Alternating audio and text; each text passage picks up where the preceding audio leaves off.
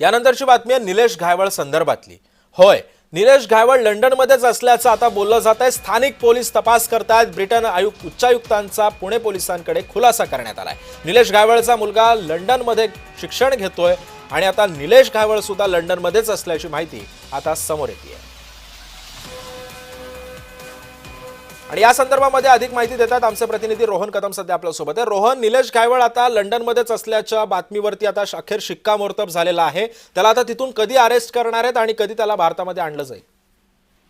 सिद्धेश, खरं तर पुणे पोलिसांनी जे आहे ते युके हाय कमिशनला काही दिवसांपूर्वी पत्र व्यवहार जो आहे तो केलेला होता आणि त्याच्यावरती किती गुन्हे दाखल झाले आहेत आणि त्यांनी कशा पद्धतीने खोटा आणि बनावट पासपोर्ट बनवून तो लंडनला गेला असल्याची माहिती जी आहे ती युके हाय कमिशनला दिलेली होती आणि त्याला प्रत्युत्तर जे आहे ते युके हाय कमिशन कडून पुणे पोलिसांना प्राप्त झाल्याची माहिती मिळते आणि त्यानंतर त्यांनी माहिती घेतलेली समजते आणि निलेश घायवळ हा लंडनमध्येच असल्याची माहिती जी आहे ती युके हाय कमिशनने दिलेली आहे।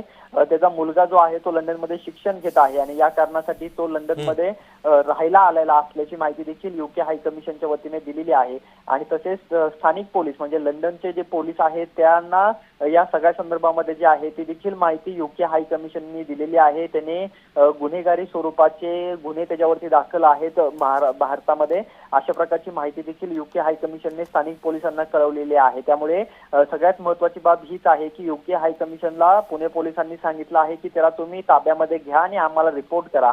त्यामुळे आता लंडनचे पोलीस जे आहेत ते निलेश घायवळला ताब्यामध्ये घेणार आहेत का आणि पुणे पोलिसांना रिपोर्ट करणार आहेत का हे पाहणं सगळ्यात महत्त्वाचं असणार आहे। नक्कीच रोहन, त्यामुळे आता या सगळ्या पार्श्वभूमीवरती निलेश घायवळला कधी अटक होते हे सुद्धा पाहणं महत्त्वाचं ठरणार आहे। धन्यवाद आपण दिलेल्या अधिक माहितीबद्दल। यानंतरची बातमी बच्चू